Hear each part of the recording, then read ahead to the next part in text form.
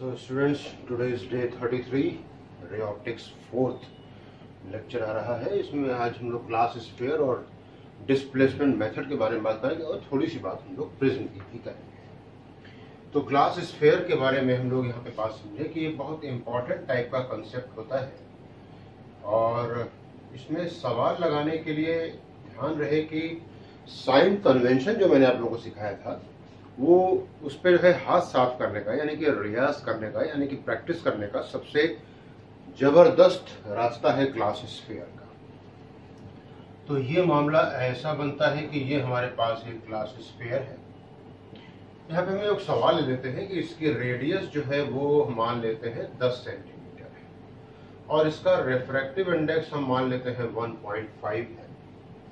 इसका refractive index 1.5 हो गया और एक ऑब्जेक्ट जो है पॉइंट ऑब्जेक्ट यहाँ पे रखा हुआ है और ये जो ओसी दूरी है ये आप मानो कि 2 सेंटीमीटर है।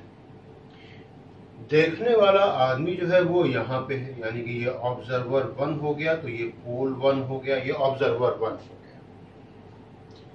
हवा में है तो एक ये म्यू बराबर 1.0 हो जाएगा।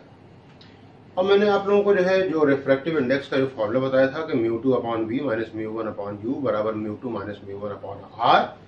तो आर तो है आपके पास। अब यहाँ पे म्यू1 म्यू2 के बारे में भी जो आपको बताया था कि mu is the refractive index of the object medium and mu is the refractive index of the image medium या ऑब्जर्वर मीडियम। तो ये म्यू1 हो गया और ऑब्जर्वर यहाँ पे है तो ये 2 हो गया।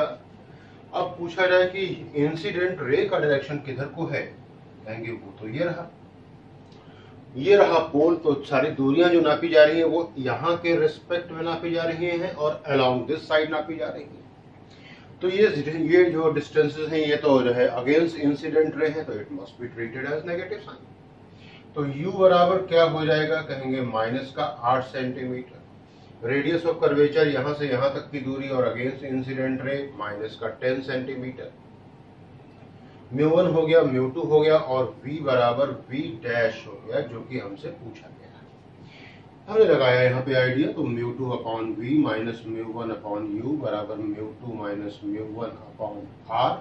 म्यू2 हो गया आपका 1 upon v dash minus mu हो गया 1.5, u हो गया माइनस का 8, mu minus mu 1 minus 1.5 upon में r हो जाएगा माइनस का 10, 1 अपॉन v डैश प्लस ये 3 अपॉन 16, ये माइनस का 0.5 हो गया यानी कि 1/2 हो जाएगा, तो ये 1/20 हो जाएगा। 1/20 माइनस 3/16, यहाँ पे एलसीएम ले ले 80, तो ये 4 हो जाएगा और ये 5 हो जाएगा और v डैश बराबर माइनस का 80 अपॉन 11 सेंटीमीटर यानी कि माइनस का 7 पॉइंट लगभग 3 सेंटीमीटर, लगभग 7.3 सेंटीमीटर, यानी कि यहाँ कहीं पे इससे इधर बन रहा है और ये I1 हो गया है। अब इसी में आप दूसरी चीज सीखें, वो ये है कि यहाँ पे ये एक ऑब्जर्वर है।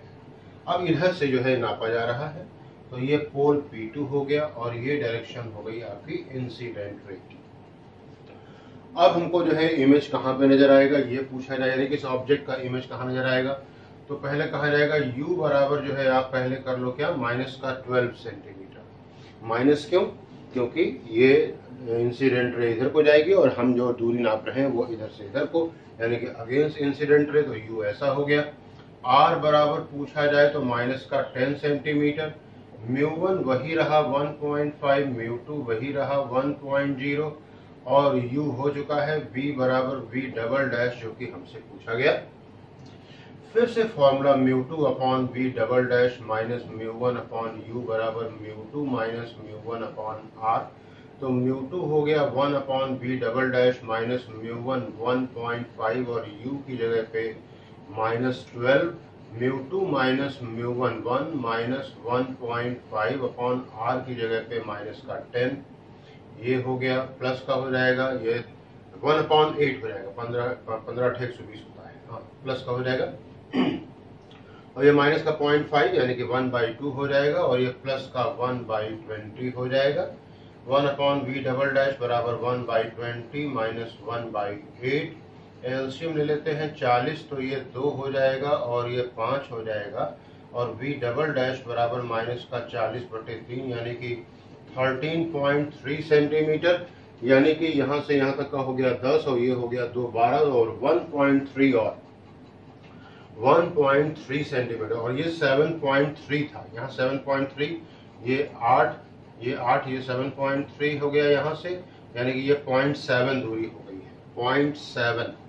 यहाँ से नापे तो ये 10 हो जाएगा, 2 12 हो जाएगा, और ये 12.7 है, ये 13.3 है, यानी कि ये और दूर निकला हुआ है, यहाँ कहीं पे बना हुआ है।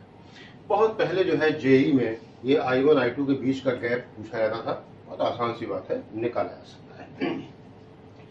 ग्लास स्फीयर से लगी हुई बातें हम आपको जो है कुछ और बताते हैं, वो भी जरा देखें कि एक हमारे पास एयर बबल है, पूछा जाता है कि वो वाटर में है, वो कैसा व्यवहार करेगा। Air bubble in water, air bubble in water, in water shows behavior of concave lens या डाइवर्जिंग लेंस कहते हैं। देखें ऐसे हो गया, और ये वाटर हो गया, वाटर हो गया, पानी हो गया, ये इसका सेंटर हो गया, ये पड़ने वाली रे हो गई, ये नॉर्मल हो गया। रे आ रही है डेंसर से रेयरर, तो ये अवे फ्रॉम द नॉर्मल चला जाएगा, ऐसे चला जाएगा, ये दूसरा नॉर्मल, दूसरे फेस पे नॉर्मल हो गया। Now the ray is moving from rarer to denser, तो it will bend towards the normal, ऐसे आ गया।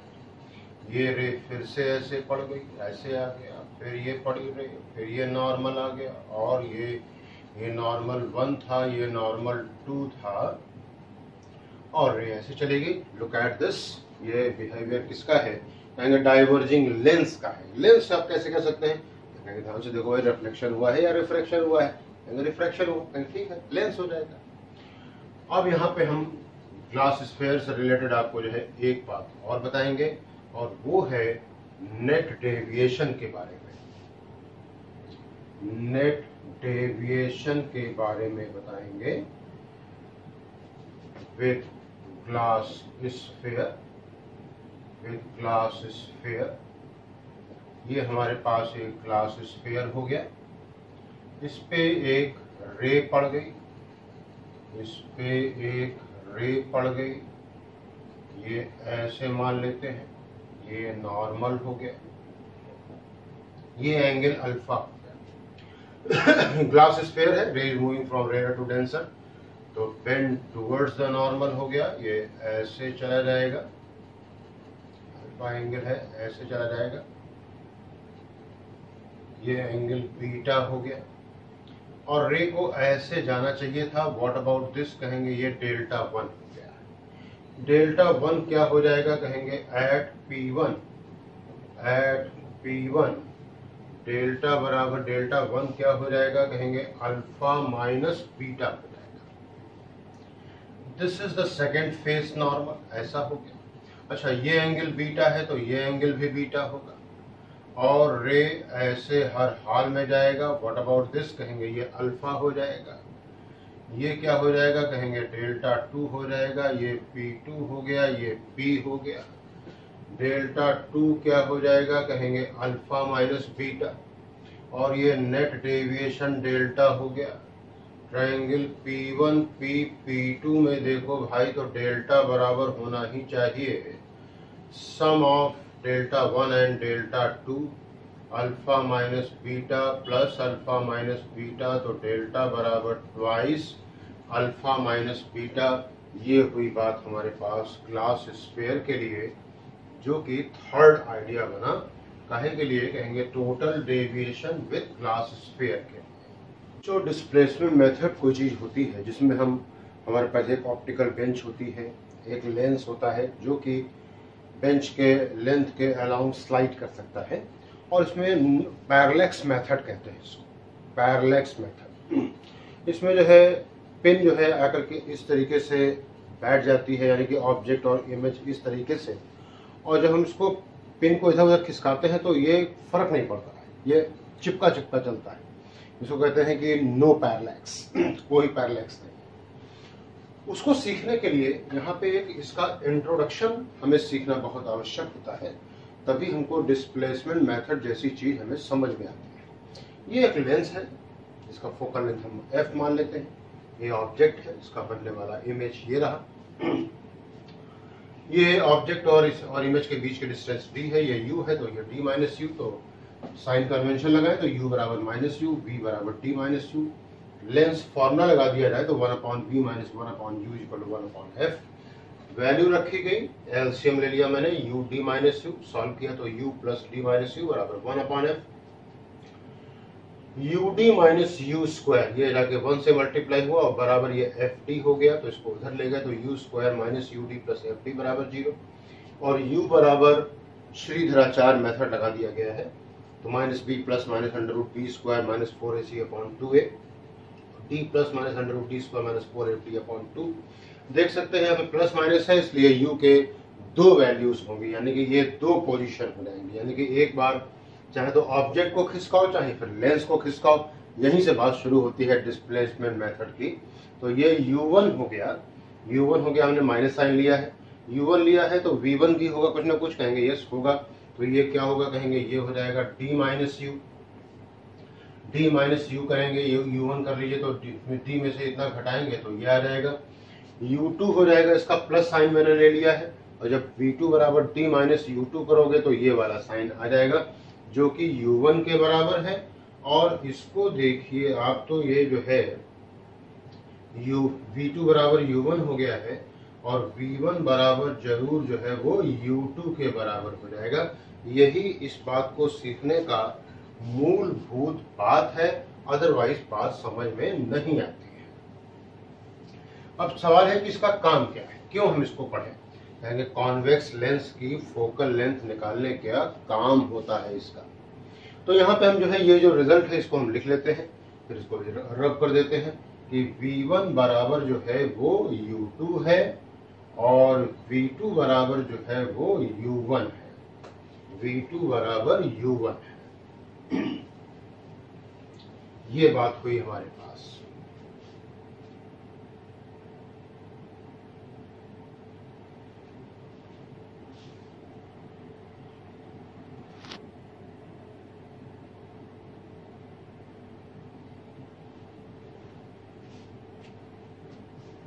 ये डिस्प्लेसमेंट मेथड का हमने फिगर बनाकर दिखाया है आपको।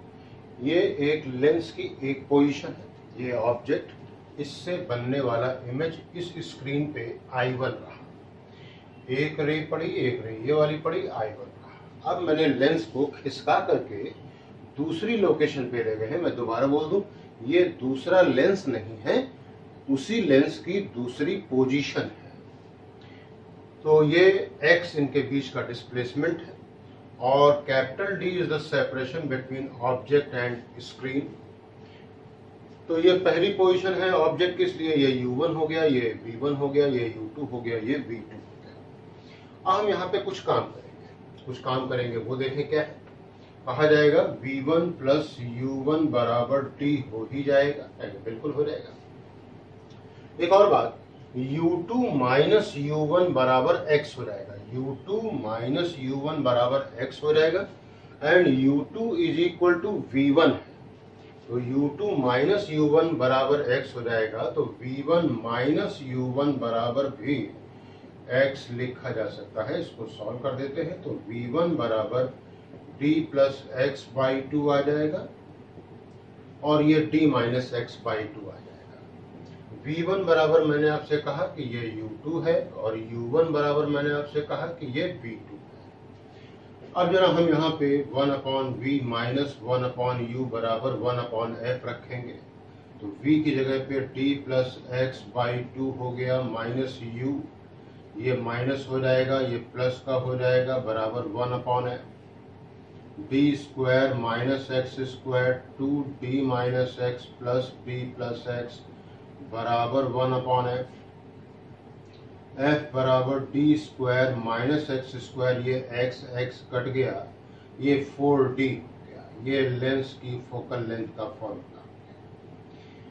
अब हम यहाँ पे कहेंगे साहब कि जो है डी स्क्वायर बराबर एक्स स्क्वायर प्लस 4FD हो जाएगा। एक्स की वैल्यू कुछ ना कुछ तो होगी ही होगी। अगर कुछ ना हो तो ध्यान से देखें तो डी स्क्वायर बराबर 4FD है। एक्स कुछ भी होगा और डी स्क्वायर बराबर 4FD होगा तो डी बराबर 4F हो जाएगा। तो कहा जा रहा है इफ एक्स बराबर 0 तो डी बराबर 4F and if x is greater than 0, यानी कि दो पोजीशन है लेंस की, तो डी की वैल्यू भी 4F से ज्यादा हो जाएगी। कहने का मतलब ये है कि अगर फोकल लेंथ इसकी f है तो ये गैप कम से कम 4F तो होना ही होना चाहिए। ये तब होगा जबकि लेंस की सिंगल पोजीशन होगी। अगर लेंस की डबल पोजीशन है तो ये ग्रेटर देन 4F होगा, यानी कि अगर focal length of the lens 25 centimetre है तो कम से कम ये दूरी ऑब्जेक्ट और स्क्रीन के बीच की 100 सेंटीमीटर या उससे ज्यादा होनी चाहिए। अब जरा हम मैग्निफिकेशन की बात करेंगे। M1 बराबर V1 अपॉन U1 बराबर I1 upon O। V1 upon U1 ये डिवाइडेड बाई ये, तो ये D plus x divided by D minus x हो जाएगा। M2 बराबर V2 अपॉन U2 कर लिया जाए तो ये I2 अपॉन O हो गया। V2 अपॉन U2, V2 ये रहा D minus x by 2, U2 ये रहा D प्लस एक्स बाई 2, तो ये D minus x upon D plus x हो गया। और अगर हम यहाँ पे इनको मल्टीप्लाई कर दें तो M1 इंटू M2 बराबर देखा जाए तो ये D plus x upon D minus x into D minus x upon D plus x बराबर 1 हो जाएगा। और M1 इंटू M2 की जगह पे बात करना चाहें आप तो I1 upon O into I2 upon O बराबर 1, तो O स्क्वायर बराबर I1 I2, तो O बराबर अंडर रूट में I1 I2 हो जाएगा। और हम यहाँ पे M1 अपॉन M2 की वैल्यू अगर निकालना चाहें तो क्या हम वो भी निकाल सकते हैं। देखें जरा M1 अपॉन M2 की वैल्यू। M1 अपॉन M2 क्या आएगा, M1 इंटू M2 हम लोग कर चुके। M1 अपॉन M2 करेंगे, डिवाइड करेंगे तो ये टर्म ऊपर चला जाएगा और ये D प्लस एक्स का whole square upon D minus x का होल स्क्वायर हो जाएगा। अब जरा हम यहाँ पे M1 माइनस M2 करना चाहते हैं। M1 माइनस M2 करना चाहते हैं तो D plus x upon D minus x minus D minus x upon D plus x ऐसा कर लिया है तो ये D square minus x square D plus x का whole square minus D minus x का whole square D square plus x square plus 2DX minus इसका square खोल दीजिए ऐसा आ जाएगा अपॉन में D square minus x square, और ये टर्म इससे ये टर्म इससे कट जाएगा 4DX upon D square minus x square. तो मैं ये सोच रहा था कि क्या M1 माइनस M2 बराबर हम यहाँ पे x अपॉन f लिख सकते हैं क्या। M1 माइनस M2 बराबर x अपॉन f, तो f बराबर x upon M1 minus M2 लिख सकते हैं क्या। ये हो गई बात। ये वो सारे सवाल हो गए जो आज तक इंडिया के किसी भी एंट्रेंस में डिस्प्लेसमेंट मेथड्स पे आधारित पूछे गए हैं। एक सवाल अभी भी बाकी है, न जाने क्यों आज तक इस सवाल को नहीं पूछा गया। सवाल कहता है कि मैग्निफिकेशन कहीं पे 3 है, दोनों पोजीशन के बीच का गैप 10 सेंटीमीटर है, फोकल लेंथ बताइए। मैग्निफिकेशन दे के रखा है। अगर सारी बातें नहीं आती हैं तो आप यकीन रखें सवाल नहीं होने वाला, और सारी बातें आती हैं तो इस सवाल का सलूशन चंद सेकंडों का होगा। कैसे होगा देखा जाए। ये मैग्निफिकेशन है, दोनों पोजीशन के बीच का गैप दे रखा गया है। इसका मतलब साफ हो गया कि ये मैग्निफिकेशन एक स्थिति का है, तो उसको हमने M1 माना। M2 बराबर 1/3 हो जाएगा। ये तभी होगा जबकि आप ये समझ पाए कि M1 इंटू M2 बराबर 1 होता है। और अब ये ऐसा हो जाएगा तो F बराबर x upon M1 minus M2 कर पाएंगे।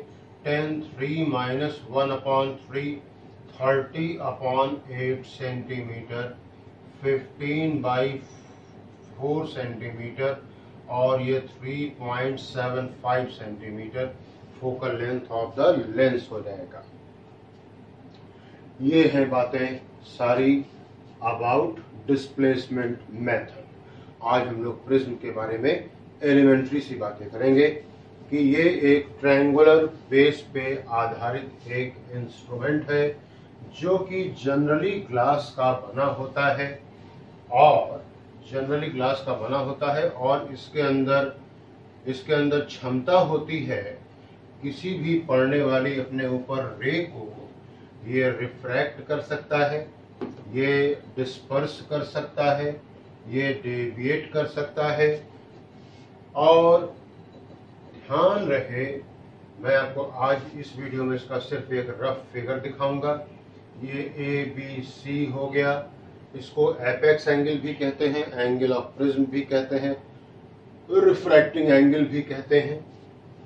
ये रे इंसिडेंट हो जाएगी, ये नॉर्मल हो जाएगा, ये रिफ्रैक्टेड रे हो जाएगी और ये फिर नॉर्मल हो जाएगा।